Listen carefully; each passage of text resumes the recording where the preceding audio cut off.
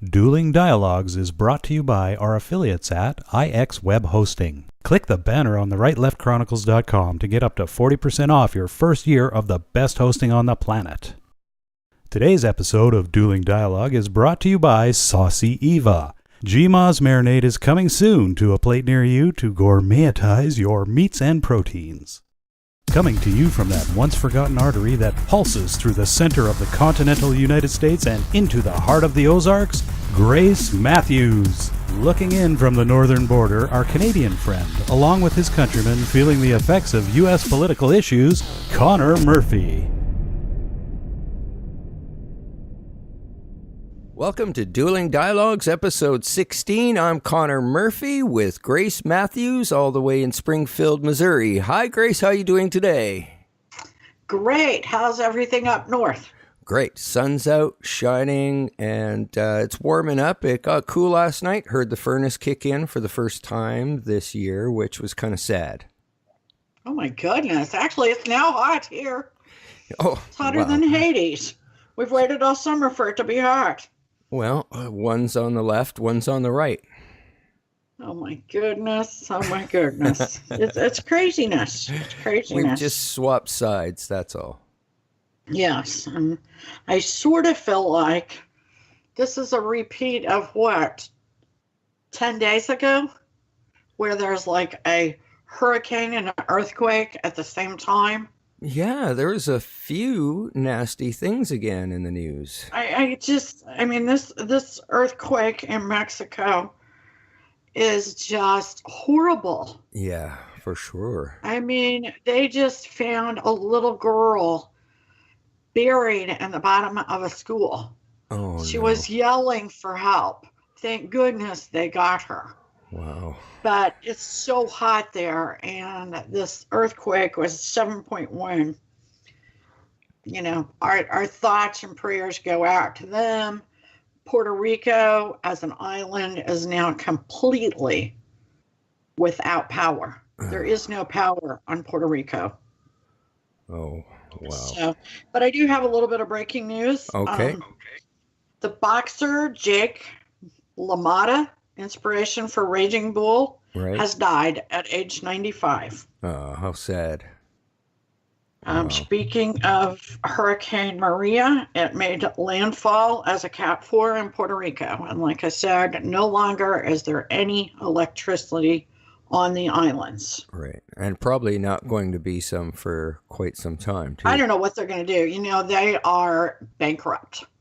Mm-hmm. I mean, they really could not afford Irma, the hurricane. I don't know what they're going to do now. It's just horrible.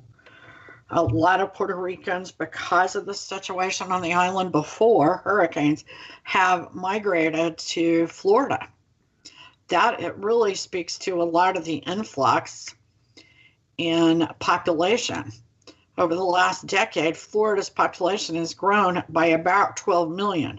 Much of that is because Puerto Rico is broke. Just thought I'd add that. Holy smoke. I had no idea. Yeah, it's really interesting. I know that because I've been looking for something in Florida. So that's how I know that. It wasn't really breaking news. Okay. The death toll in Mexico after the 7.1 earthquake is growing minute by minute, is well over 200 right now. Oh, no. And this is a really interesting. The Golden State, California, plans to sue to stop Trump's border wall. They're always suing for something. They're always suing Trump for something. So, you know, that's not really all that surprising. Yeah. Oh, well, good luck with that. And it's almost boring, but we have to say it. You know, we keep hearing things in the news every now and then about California, Oregon, Washington, and us, and of course Alaska separating. And there's every now and then you hear a little whispers because we used to be joined. Yeah, that's right. We're the reason here in British Columbia that Alaska is apart from you guys, because we were part of the Oregon territory, I believe it was. Right. And we decided to go with Canada. Yeah. So, interesting. A lot of people don't have a clue that that was part of our shared history. A lot of people don't have a clue about history at all. A lot of people just don't have a clue. I know. When you see those guys go out on the street, for the talk shows and some of the newscasts, whoa, it is amazing what people don't know. Yeah. How do you still live? How do you breathe?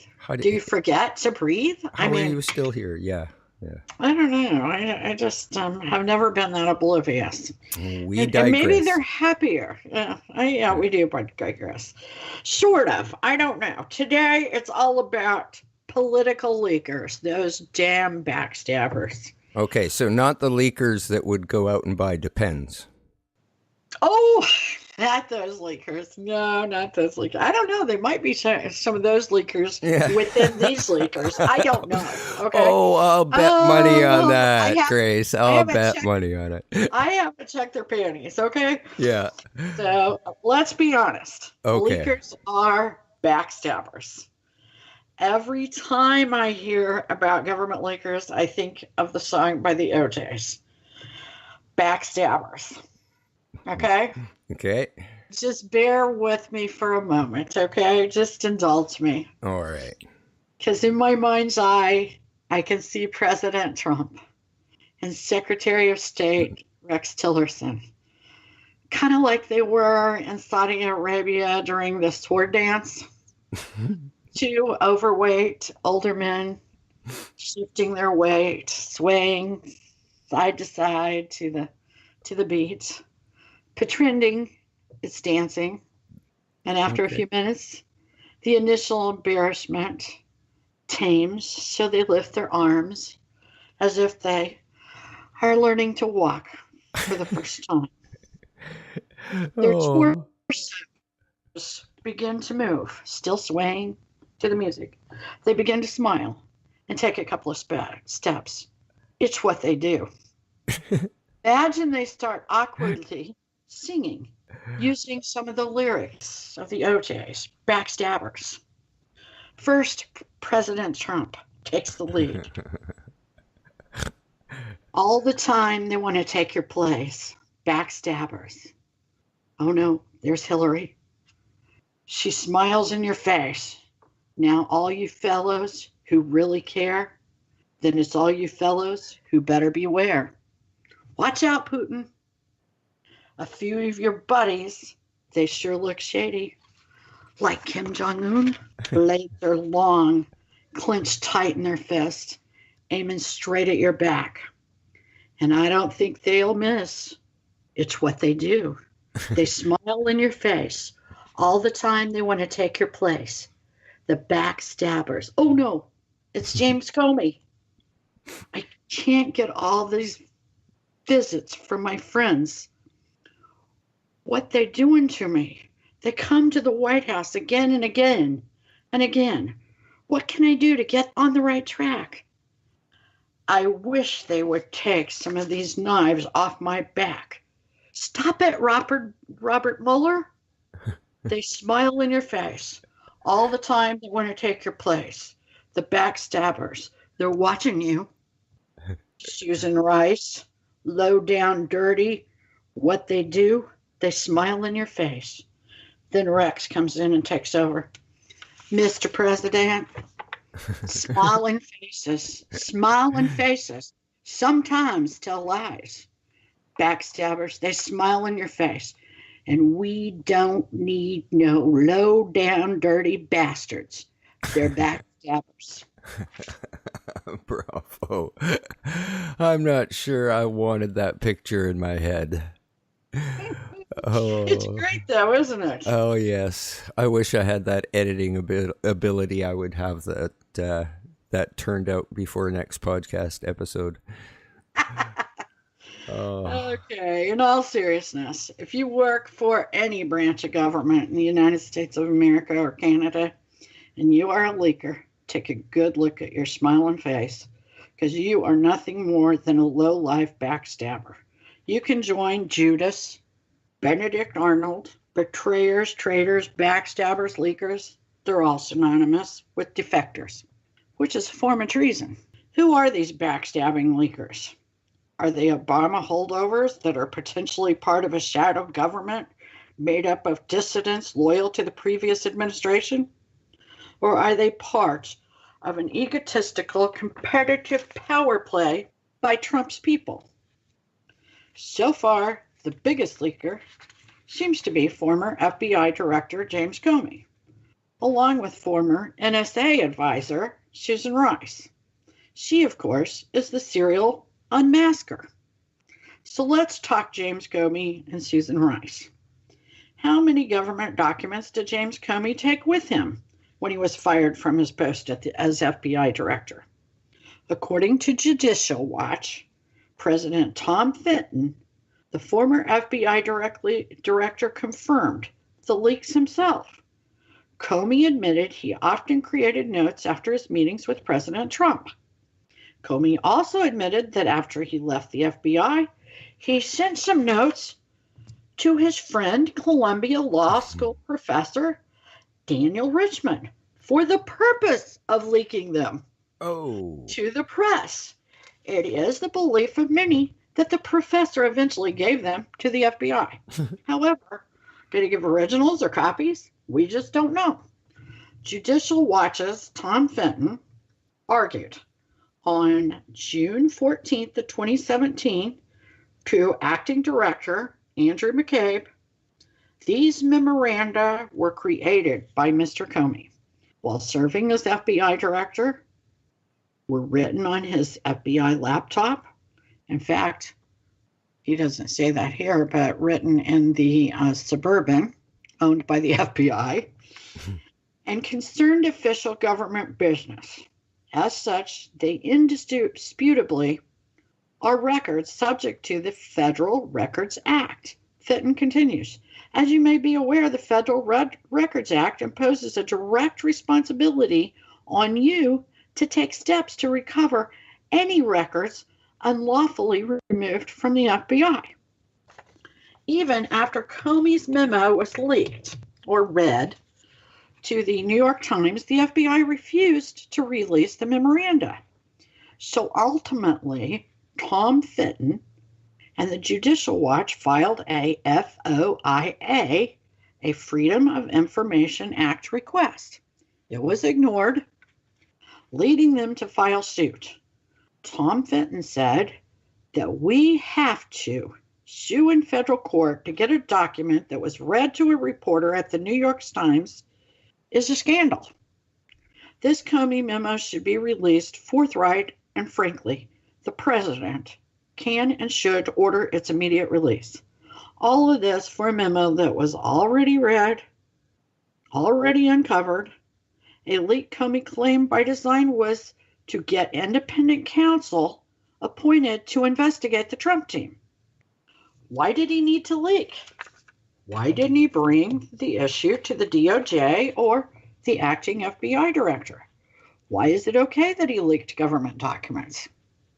Is Judicial Watch the only organization truly committed to draining the swamp? I'm wondering. The National Security Council informed Judicial Watch that the documents revealing National Security Advisor Susan Rice's identity unmasking were sent to, guess where? Barack Obama's library, where they are conveniently kept closed from the public eye for 5 years under the Presidential Records Act. Amazing. Oh. Wow. So what happens next? Okay. Remember early in the year, Donald Trump complained that Trump Tower was being wiretapped by the Obama administration. Oh my gosh. Trump was called crazy. People were running around going, what a madman. They complained that no one was wiretapped these days anyway. Technology had come too far. Really? It gets better. Fox News's senior legal analyst, Judge Andrew Napolitano, doubled down on the idea. He claimed British intelligence officials substantiated the claim, The Brits denied the claim later, and Fox suspended the judge for 2 weeks. Even when he came back, the judge never wavered. He stood by his original claim.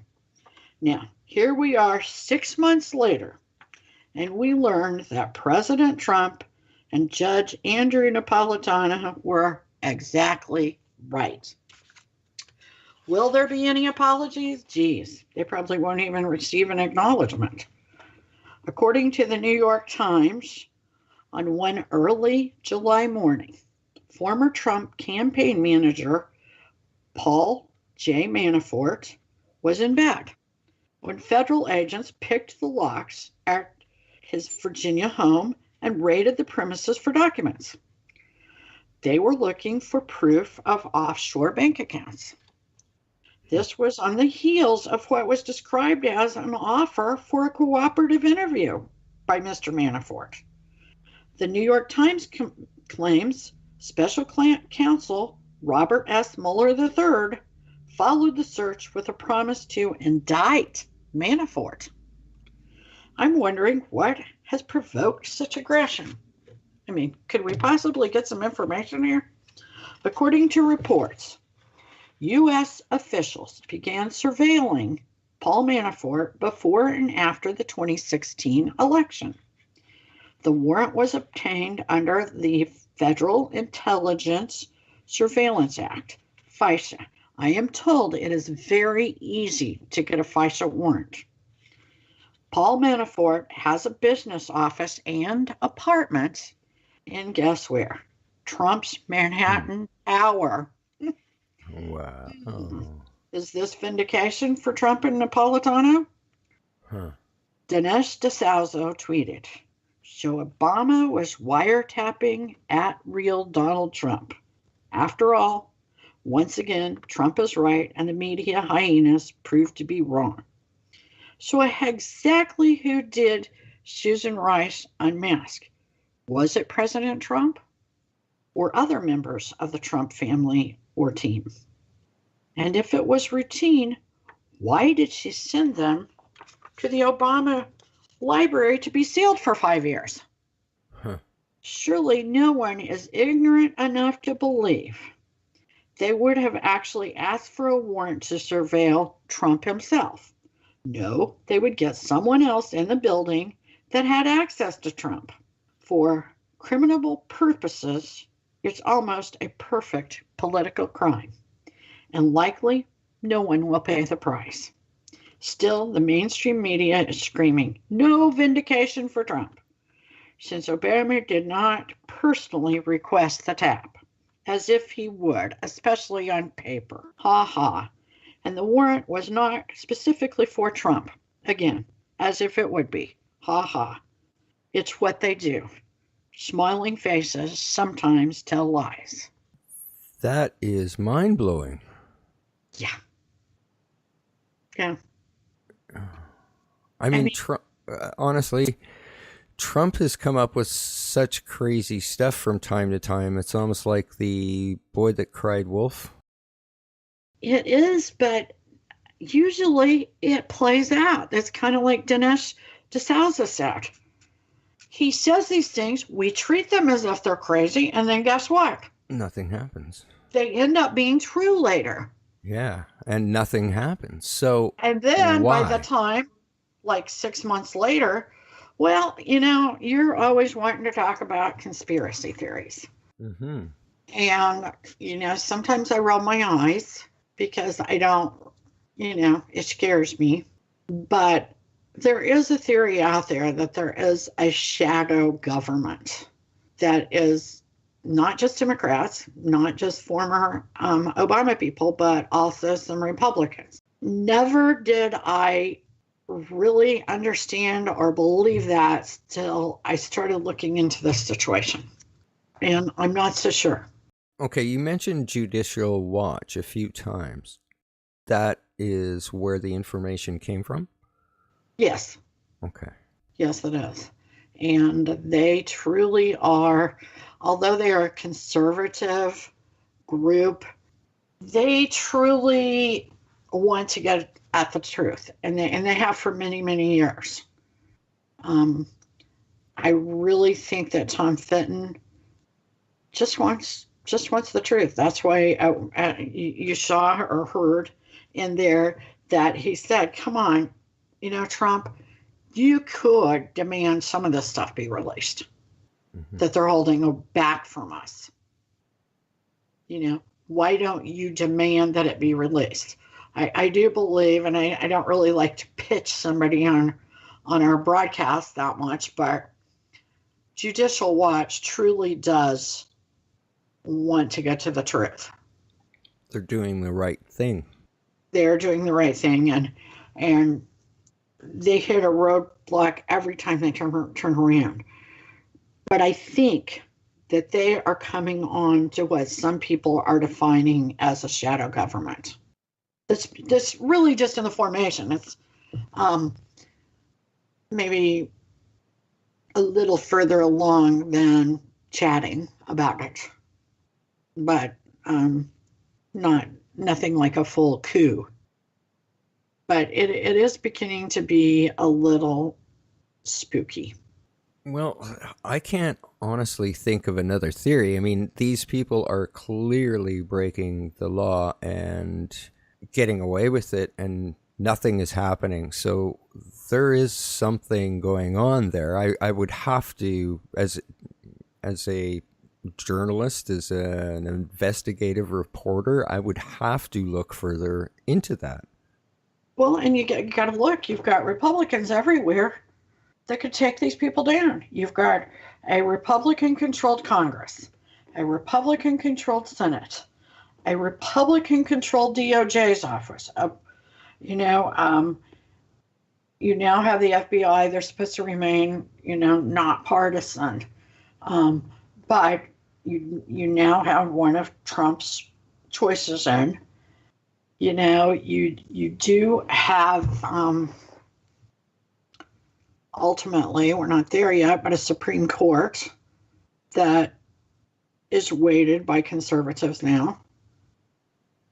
You have to wonder why these people are breaking the law right and left, right out in public. I mean, James Comey's talking about it. Mm-hmm. And how can you do that without fear of retribution? Somebody's obviously protecting them. Yeah, they fully well believe they're being protected.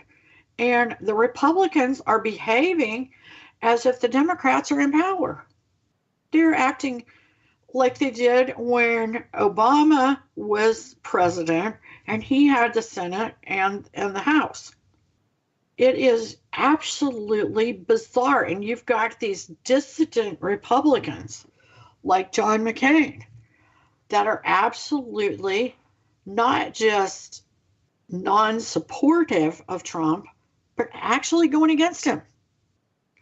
And perhaps maybe even buddying up with Democrats. Certainly, I've seen them talk to Democratic or left liberal media in a way that had me going, now, which side are you on?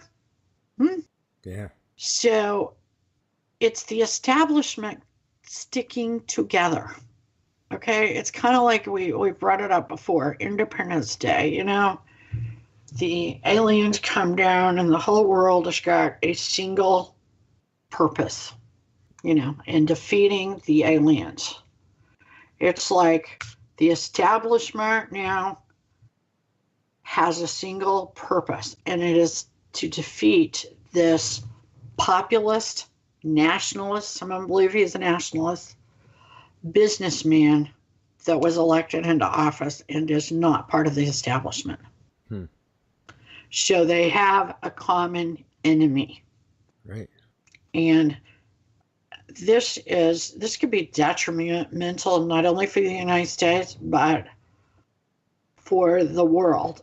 Our allies, there's situations out there in the world with terrorism, North Korea, Iran. I mean, a statistic came out today saying that actually China is trading at 83% with North Korea.